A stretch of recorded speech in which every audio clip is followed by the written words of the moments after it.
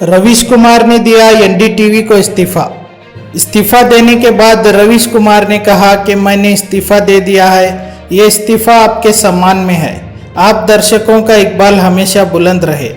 आपने मुझे बनाया, आपने मुझे सहारा दिया। करोड़ों दर्शकों का स्वाभिमान किसी की नौकरी और मजबूरी से काफी बड़ा होता है।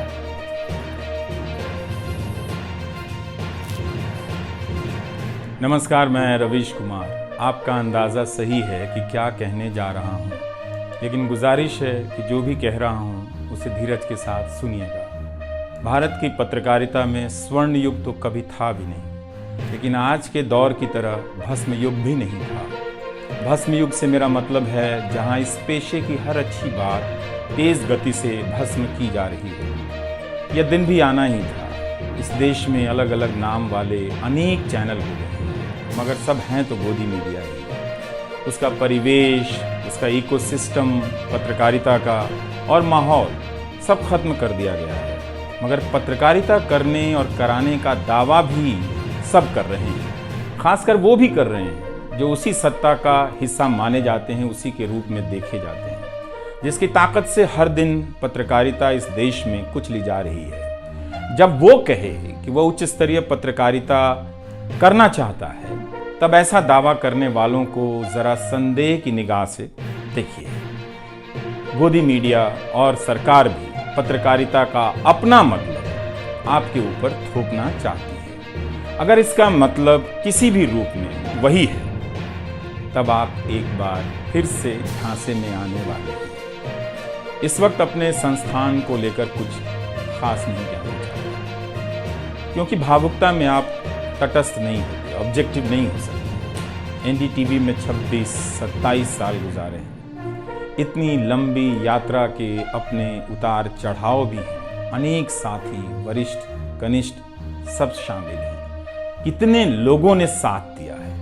इन अनुभवों के बारे में कभी भी वस्तुनिष्ठ तरीके से नहीं बोला जा सकता, और आज के दिन तो बिल्कुल नहीं, क्योंकि कई बार तथ्यों के साथ भावनाएं मिल जाती हैं और भावनाओं के तूफान में बहुत सारे तथ्य छूट जाते हैं। बेहतर है कि इसे संक्षिप्त ही रहने दिया जाए। जो आदरणीय शख्स हैं उन्हें मैं याद कर ही रहा हूँ। काफ़ी सारी शानदार यादें हैं एनडीटीवी में। अब दोस्तों के बीच सुनने सुनाने के काम आएंगे। आज के दिन किसी एक व्यक्ति का नाम लेना मुश्किल हो रहा है, तब जब आपके पेशेवर जीवन में अनेक लोगों का हाथ हो, कैसे एक का नाम ले सकते हैं। मैं जानता हूं कि पूर्व सहयोगी, मौजूदा सहयोगी सब मुझ में अपना हिस्सा देखते हैं, और वो सही भी है।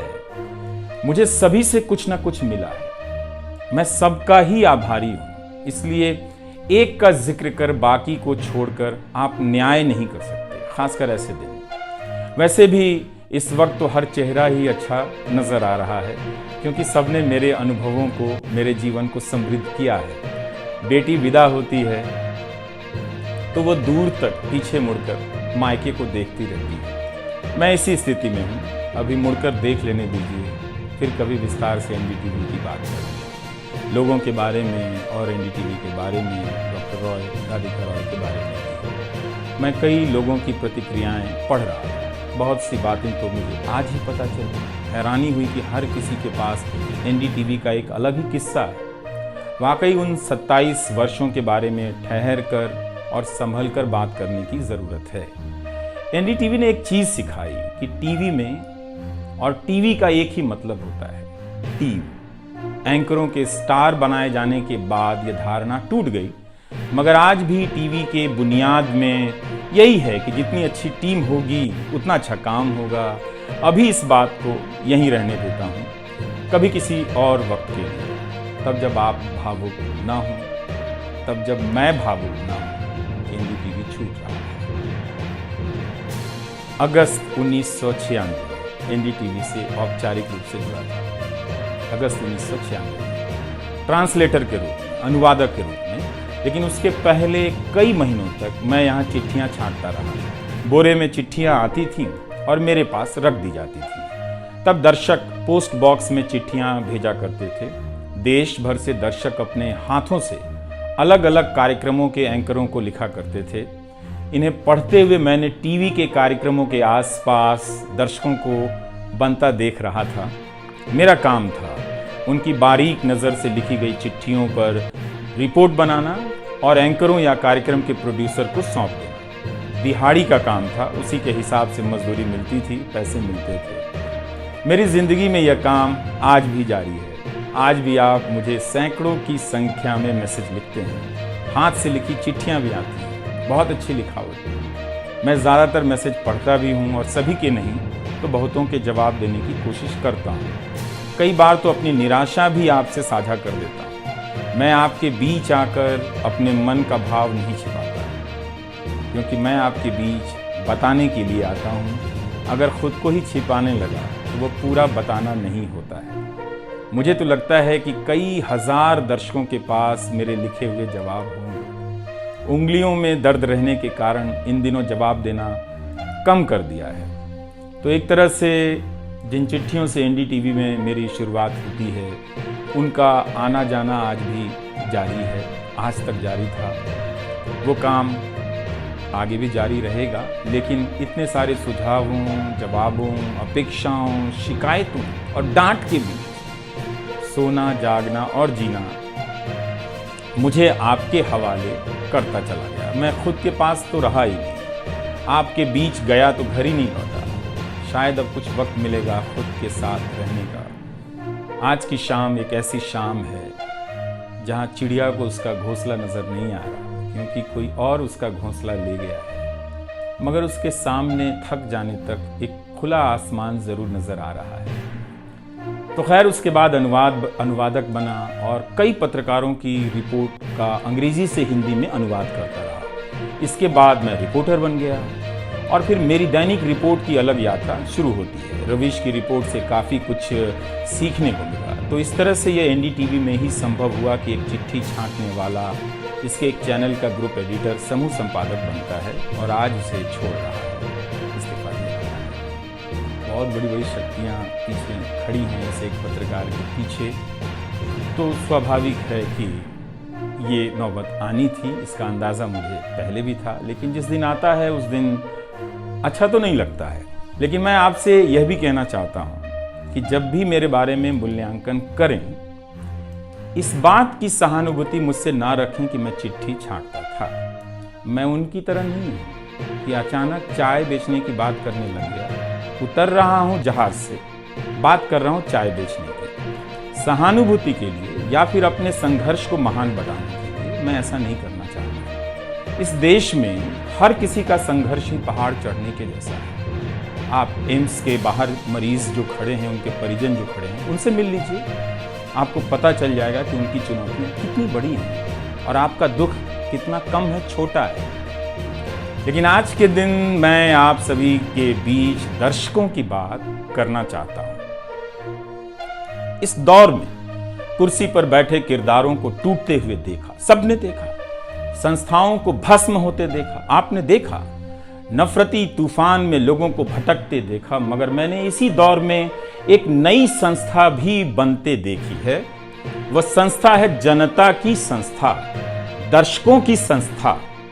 दर्शक ही अपने आप में इंस्टीट्यूशन बन जाते हैं। आप दर्शकों की संख्या भले कम है, मगर आप दर्शकों ने मिलकर जर्जर किए जा रहे इस लोकतंत्र में जनता नाम की संस्था का पौधा सूखने से बचा दिया। एनडीटीवी में मुझे जब भी अवसर मिला, मैंने जान लगाई। मैंने कभी उन अवसरों को अपने लिए नहीं देखा, बल्कि यही सोचा कि ये अवसर मुझे आप दर्शकों के लिए मिला है, इसलिए उन सभी अवसरों को आप दर्शकों की कहानियों से भरता चला गया और मैं आप दर्शकों का होता चला गया। आपका दावा मुझ पर बहुत बड़ा है, मैं जानता हूँ। आप मुझ पर बहुत दावा रखते हैं। मेरे आसपास आप दर्शकों की वजह से एक न्यूज़ रूम बन गया था, पब्लिक न्यूज़ रूम, जो दफ्तर के भीतर नहीं, आपके घरों में था, आपके दिमाग में था। दुनिया भर में फैले कितने दर्शकों ने आगे आकर मेरी मदद की। आपने कभी मुझसे पैसे भी नहीं मांगे, कभी एहसान तक नहीं जताया। विदेशों में मेरे लिए वीडियो रिकॉर्ड किया, रिसर्च किया। मेरा हर कार्यक्रम किसी न किसी दर्शक के सहयोग का उदाहरण है। आप दर्शकों ने मेरी जानकारियों को दुरुस्त किया है, गलती की है तो डांटा भी है और काफ़ी कुछ उसमें जोड़ भी दिया है। कई सारे एक्सपर्ट, कई सारे छात्र, कई सारे प्रवासी भारतीय, स्थानीय भारतीय दर्शक बनने के साथ साथ मेरा साथ दे रहे थे और पत्रकार भी बन रहे थे और इस पेशे के एक छोटे से द्वीप को बचा रहे थे। इस प्रक्रिया को बिखरते देखना, दर्शकों के बनने की प्रक्रिया को बिखरते देखना और फिर से बनते देखना बहुत सुखद अनुभव रहा। आप दर्शकों में से कईयों ने मेरे लिए अलग अलग भाषाओं से अनुवाद तक कर दिया। संसाधनों की हमेशा मेरे पास कमी रही, मगर आप सभी ने मिलकर पूरी कर दी, सिर्फ इसलिए कि प्राइम टाइम में जो भी जाए ठीक से जाए। वो मेरा नहीं, आपका प्राइम टाइम था।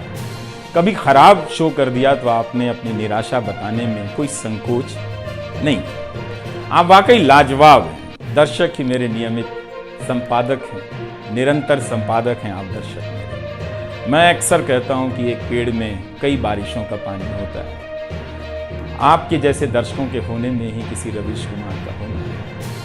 आप हर मौसम बरसात बनकर आ जाते हैं, सूखते पेड़ों को हरा करने आ जाते हैं। आज आपकी बदौलत यूट्यूब पर, ट्विटर पर कितने ही पत्रकार खड़े हो गए। आप उन सभी के पीछे खड़े हैं। आज कई वेबसाइट हैं जिन्हें आप सब्सक्रिप्शन के बहाने आर्थिक मदद देते हैं। जब लोकतंत्र में एक भी संस्था नजर नहीं आ रही थी, अदालतें कमजोर नजर आ रही थी, आ रही हैं, आप दर्शक नजर आ रहे थे। आज के दौर में आप ही पत्रकारिता के सबसे बड़े संस्थान हैं।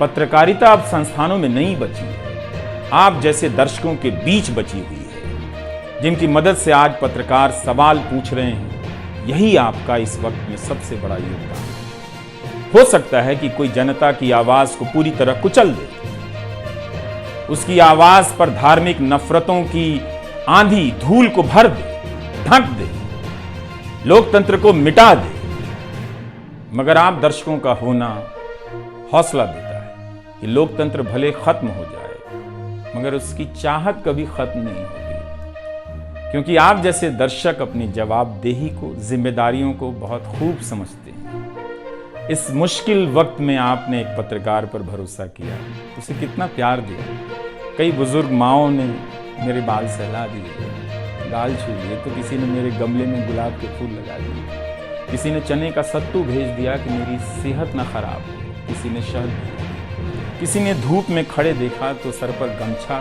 तान दिया और छाता खोल दिया, किसी ने जेब में कलम रख दी, महंगी कलम। आज के दिन मैं एनडीटीवी से ज्यादा आप दर्शकों को याद करना चाहता हूँ। आपके बिना मैं कुछ नहीं कर पाता। मुझे आप दर्शकों पर नाज है। कई बार लगता है कि मैं संस्था का कम, आप दर्शकों का प्रतिनिधि ज्यादा हूं। मुझे काम करने की आजादी मिली संस्था में, निर्बाध आजादी, और उस आजादी को मैंने हमेशा संभाल कर रखा, क्योंकि आपकी तेज नजर मुझ पर थी।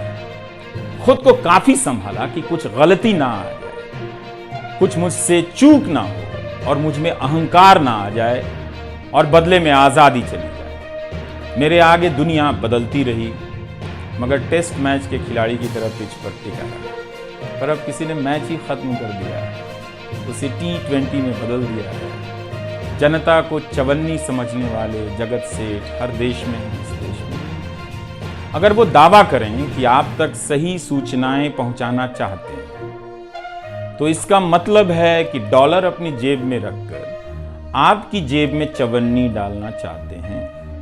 पत्रकार एक खबर लिख दे तो जगत सेठ मुकदमा कर देते हैं और फिर सत्संग में आकर प्रवचन भी देते हैं कि वे पत्रकारिता का भला चाहते हैं। आप दर्शक इतना तो अपना भला समझते होंगे, इसलिए आज मैं अपने संस्थान से ज्यादा आप दर्शकों को याद करना चाहता हूं। मुझे हमेशा लगता था कि हिंदी का पत्रकार छत क्यों नहीं छुपाता, ऐसा क्यों है? हिंदी पत्रकारिता के कई श्रेष्ठ संपादकों, पत्रकारों के कार्यों पर निगाह रहती थी, उनकी गहराई हैरान करती थी। फिर भी लगता था कि उनकी बात जमाने तक ठीक से नहीं पहुंची, पेशे के भीतर उन्हें उनकी जगह नहीं दी गई। पत्रकारिता का मतलब अंग्रेजी का पत्रकार होना हो गया। इसके कुछ ठोस कारण भी हैं, उनमें विस्तार से जाने का समय नहीं है, लेकिन तब भी हिंदी के जुझारू पत्रकार आसमान क्यों नहीं छू सकते हैं, यह बात कचोटती रही। इन सब बातों ने मेरे व्यवहार में काफी बदलाव कर दिया। भाषा को संयमित किया, मर्यादित किया, ताकि हिंदी का प्रभाव कम ना हो। बहुत सजगता से अपना काम इस तरह से किया कि लोगों को, देश के किसी भी हिस्से के लोगों को मेरी हिंदी से प्यार हो जाए। मेरी मातृभाषा हिंदी नहीं है, भोजपुरी गांव है मेरे लिए। हिंदी मेरे लिए भाषा का वो शहर है, पहला शहर जहां मैं गांव से शहर आया था। लेकिन मुझे भारत के हर राज्य के दर्शकों से प्यार मिला है। हिंदी प्रदेशों की कुंठित राजनीति ने हिंदी को हथियार बना दिया। इससे हुआ कुछ नहीं, हिंदी को लेकर कुंठाएं ही बढ़ती चली गईं। किसी का भला नहीं हुआ। मैं उन सभी गैर हिंदी भाषी पत्रकारों, सामाजिक कार्यकर्ताओं, विद्वानों का शुक्रिया अदा करना चाहता हूं, जिन्होंने मेरी हिंदी को समृद्ध किया, जिन्होंने मेरे लिखे हुए का अपनी भाषा में अनुवाद किया और अपनी भाषा में लिखी हुई जानकारियों का मेरे लिए अनुवाद कर दिया मुफ्त। कई बार लगता था कि अलग अलग डिब्बे जुड़ते जा रहे हैं और रेल बनती जा रही है। उर्दू, मलयालम, तमिल, कन्नड़ा, पंजाबी, गुजराती, मारवाड़ी, बंगाली, मराठी भाषा के पत्रकारों ने कितना कुछ जोड़ा है। यह बात कहीं हिंदी बनाम अंग्रेजी की तरफ ना मुड़ जाए, इसलिए कहना जरूरी है कि अंग्रेजी भाषा में लिखने वाले विद्वानों और पत्रकारों ने मेरी खुलकर मदद की, मेरे साथ बराबरी का व्यवहार किया। जो नहीं कर सके, ऐसे हैं, उनका क्या हिसाब करना, उनका क्या रोक, मगर जो बराबरी के साथ पेश आते रहे, उनका आभार व्यक्त करना चाहिए। उन सभी ने अपना श्रेष्ठ मुझसे साझा किया, किताबें दी, अवसर बताए, मेरे लेख का अनुवाद तक कर दिया, ज्यादा लोगों तक पहुंचा दिया। मेरे जीवन में इतिहास के मेरे शिक्षकों का बहुत योगदान है। मेरे शिक्षक मेरी जान है। मैं चाहता हूं कि आप मेरे जरिए मेरे पीछे खड़े अनगिनत लोगों के बारे में जानें, उन्हें भी देखें। और दोस्तों को कौन भूल सकता है, बहुत अच्छे अच्छे दोस्त मिले, कम मिले लेकिन मिले। आप जनता के बीच जाने के तमाम अवसर मेरे लिए बहुत खास हैं। तमाम आंदोलनों को कवर करने गया, आपके बीच जाते ही जो चीज़ खास नजर आती थी वो है एक पत्रकार के प्रति आपका विश्वास, आपकी समझ। आप लोगों से मैं घिर जाता था। आपके भीतर कितना कुछ बहने लग जाता था, जिसे एक राज्य को सुनना चाहिए, जिसे सुनाने के लिए पत्रकार से अच्छा कोई जरिया नहीं। मुझे आपके बीच आकर हमेशा लगा कि आप सरकार को कैसे देखते हैं, और मैं उस नजर से सरकार को देखने लगा। इसी का भरोसा है कि आपकी सक्रियता में ही भारत का लोकतंत्र धड़कता है। शाहीन बाग और किसान आंदोलन की जिद में मुझे सूरज की रोशनी दिखाई देती है। आपको जनता बनते हुए देखा है। मेरा विश्वास गहरा होता चला है कि तंत्र भले खत्म हो जाए, लेकिन जनता के बीच जन बचा हुआ है। एक दिन यही जन आज से बेहतर तंत्र बना लेगा। आज कुछ लोगों को यकीन हो गया है कि सारा तंत्र उनके कब्जे में है। अब जन का कोई मोल नहीं। मीडिया को खत्म कर विपक्ष और जनता को खत्म किया जा चुका है। ऐसा सही भी है, मगर यही शाश्वत नहीं है। एक ना एक दिन जब लोग अपनी नफरतों से जर्जर हो जाएंगे, उनकी नफरतें उनके शरीर से दरकने लग जाएंगी, तब उन्हें किसी नई जमीन की तलाश होगी, किसी पत्रकार की याद आएगी। नफरत की गुलामी से बाहर आने का रास्ता आप ही बनाएंगे, आपको ही बनाना है। एनडीटीवी में मैंने लिखना, बोलना सीखा, दिखना सीखा, अच्छे कपड़े पहनना सीखा, टाई पहननी सीखी। बस केवल डांस नहीं आया, क्योंकि काम से वक्त ही नहीं मिला। आप सीखने सीखे। आज के दिन मैं अपनी महिला सहयोगियों को खास तौर से याद करना चाहता हूँ। काम के प्रति ईमानदारी, टिक कर काम करना और पेशे की नैतिकता की समझ मुझे अपनी महिला सहयोगियों से मिली है, और मैंने उनसे चुरा भी ली है। उनसे मेरी सामाजिक और नैतिक समझ बहुत बेहतर है। मेरी इस यात्रा में बहुत सी समझदार औरतें और लड़कियों के अनुभव शामिल हैं। मेरी जीवन साथी का भी, मेरी बेटियों का भी, मेरे सास ससुर ने बहुत साथ दिया ताकि मैं बाहर जाकर रिपोर्ट कर सकूं। मेरी माँ, मेरे भाई, मेरे परिवार के सदस्यों ने ठठेरे की तरह सब ने पीट कर से बना दिया। ये मैं इसलिए भी रेखांकित कर रहा हूँ कि पत्रकारिता के पेशे में मर्द ही नहीं, मर्दवादियों का कब्जा है, उनकी आक्रामकता के बीच कई बार दम घुटता था। इतनी आक्रामकता के बीच आप रचनात्मक हो ही नहीं सकते, संवेदनशीलता आ ही नहीं सकती। इस पेशे में तमाम महिला सहयोगियों ने मुझे मर्दों की आक्रामकता से बचा लिया। अगर आप इस पेशे में आ रहे हैं, विद्यार्थी हैं, तो हमेशा अपनी महिला सहयोगियों के साथ सलीके से पेश आइए, उनकी काबिलियत को स्वीकार कीजिए, तारीफ कीजिए। प्राइम टाइम के वक्त अक्सर कहा करता था, मुझे काम करने दो। 9 तो 9 बजे ही बजते, सुबह उठते ही मेरे दिमाग में रात के 9 बजने लग जाते थे। मैं टाइप करने लग जाता था, रोज 5000, 6000, 7000 शब्दों की टाइप। अब शायद 9 ना बजे, टाइम टाइम ना हो। मुझे पता नहीं है कि अब 9 बजे क्या करूँगा। मुझे टीवी से बहुत प्यार है, इस माध्यम से दिल लग गया था, शायद इसी वजह से दिल टूट रहा है। वो लाल माइक याद आता रहेगा, अब वो लाल माइक नहीं होगा। मैं जानता हूँ कि आप दर्शकों की आदतों में मैं शामिल हो गया हूँ। आप काफ़ी तकलीफ़ में थे कि मेरा क्या होगा, मैं क्या करूँगा, मैं प्राइम टाइम क्यों नहीं कर रहा हूँ। मुझे लगा कि चुपचाप किनारे हो जाना चाहिए। धीरे धीरे मेरे नहीं होने की आदत आपको डाल देनी चाहिए। इसलिए कई दिनों से प्राइम टाइम नहीं कर रहा था, ताकि आप मुझे कुछ भूल सकें। मगर आप हैं, मानते ही नहीं। हर रात 9 बजे के बाद मैसेज करने लग जाते हैं, कहाँ हो, बीमार तो नहीं हो, सब ठीक तो है, एनडीटीवी में क्या चल रहा है, आप अच्छे हैं। तो भारत का मीडिया स्पेस बदल चुका है।